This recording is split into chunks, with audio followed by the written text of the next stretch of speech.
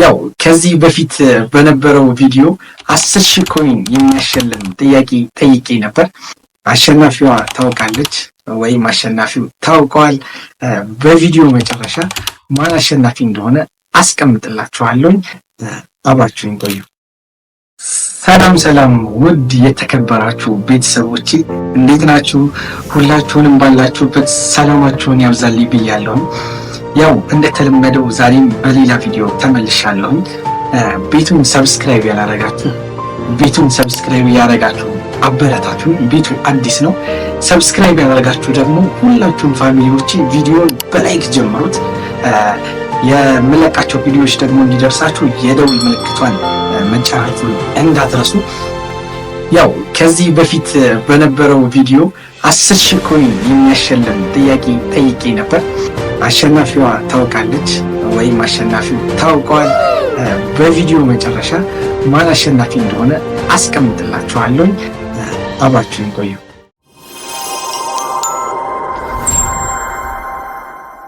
ያው በዛሬው ቪዲዮ ይዤላችሁ የመጣሁት ነገር አንድ አንገብጋቢ የሆነ ነገር ስለሆነ ነው። መነገር ያለበት ነገር ስለሆነ ኮሜንት ላይ የተጠየቀ ጥያቄ ስለሆነ ነው። ይህ ነገር መመለስ አለበት ብዬ ስላሰብኩኝ ነው ይህን ቪዲዮ እየሰራሁላችሁ። ያው ከጥያቄዎቹ መሀል የመጀመሪያው ጥያቄ የተነሳው አዲስ አካውንት አከፋፈል እንዴት ነው የሚለው ጥያቄ ነው። ያሳሰበኝ ጉዳይ ስለሆነ ነው።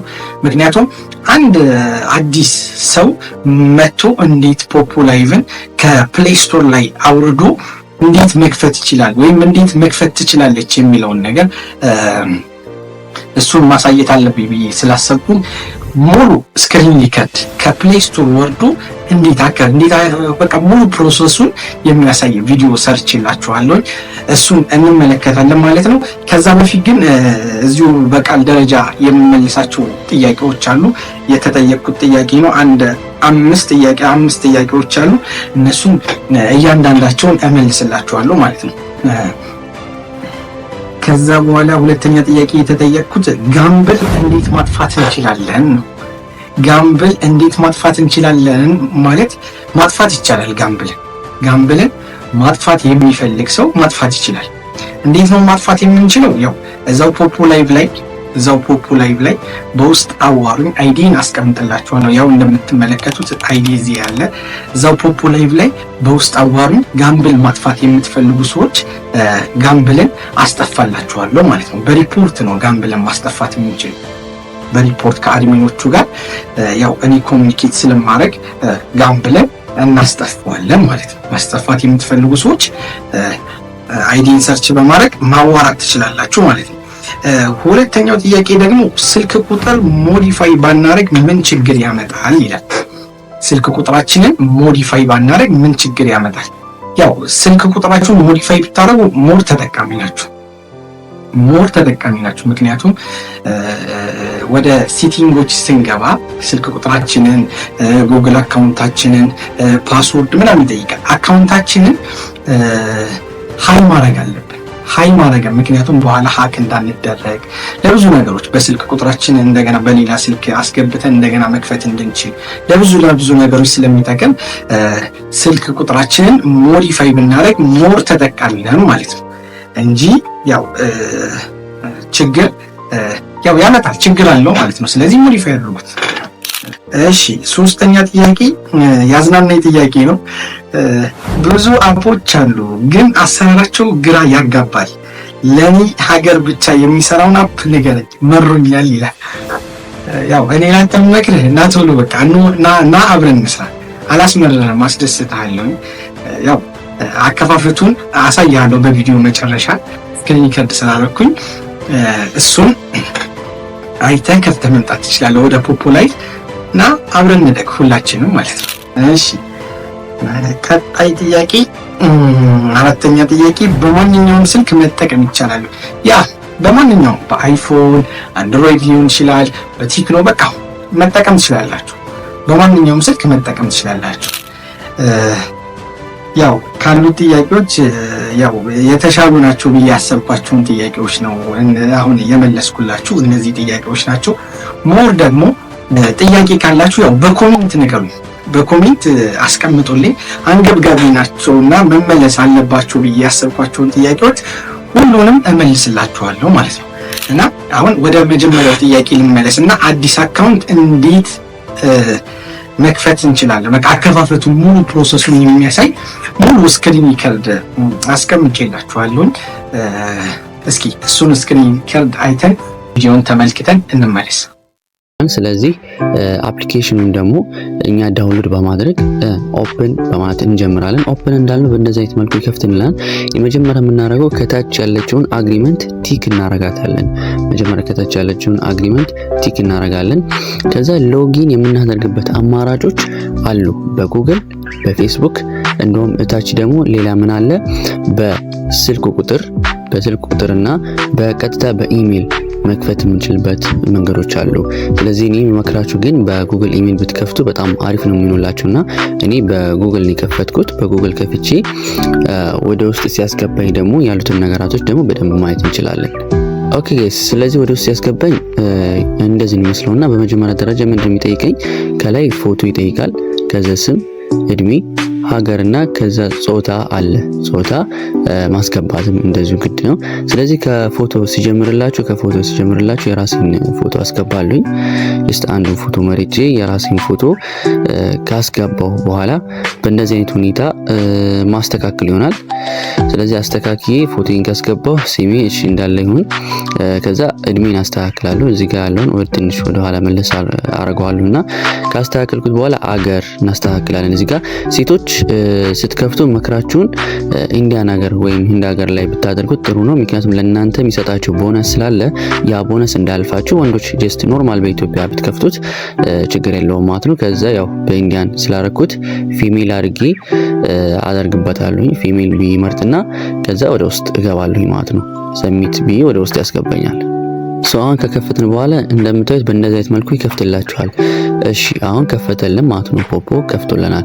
ስለዚህ መጀመሪያ ስራችን ምንድነው የሚሆነው? የፊት አሻራ መስጠት። የፊት አሻራ ወይም ፕላትፎርም ላይ ህጋዊ ለመሆን የግዴታ የፊት አሻራ መስጠት አለብን። ላይቭ የምትለውን እንደዚህ ተጭነን በመግባት ሁለት ነገራቶችን ይጠይቁናል።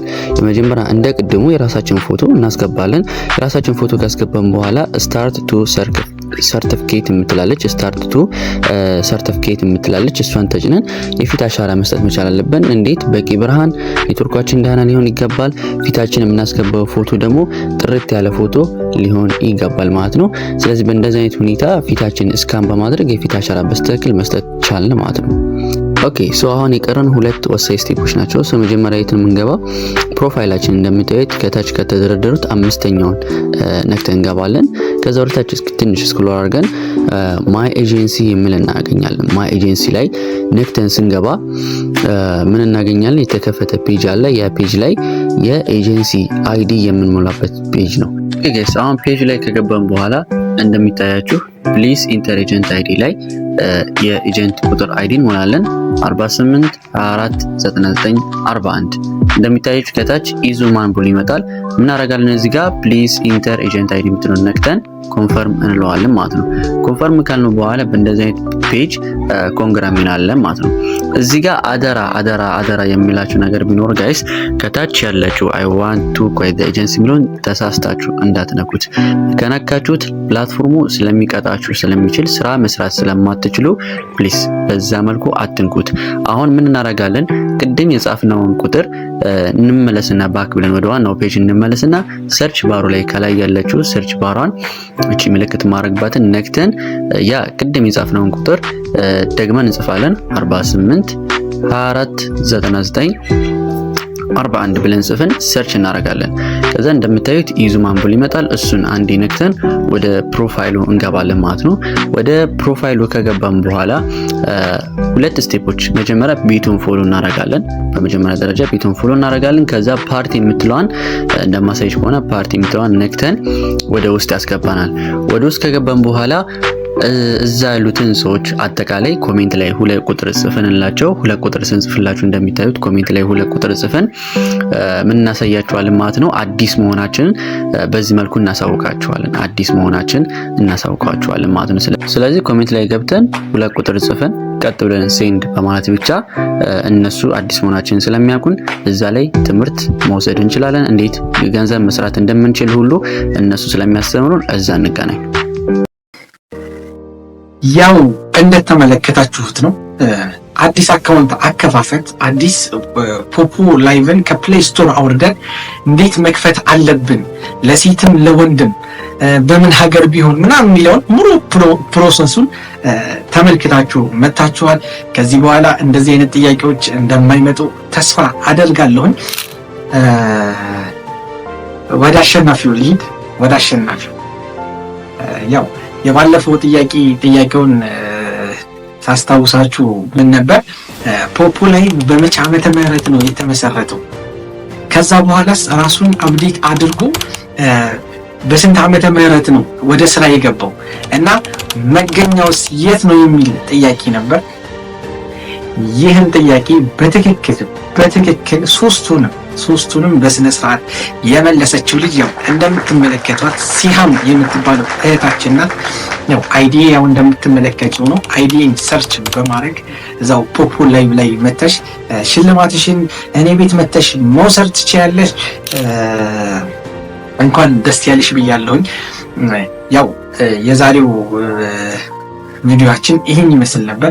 በተቻለ መልኩ የጠየቃችሁትን ጥያቄዎች ለመመለስ ሞክሬያለሁ። ያው አንገብጋቢ ጉዳይ አለ ብዬ ስላሰብኩኝ ነው ይህን ቪዲዮ የሰራሁት።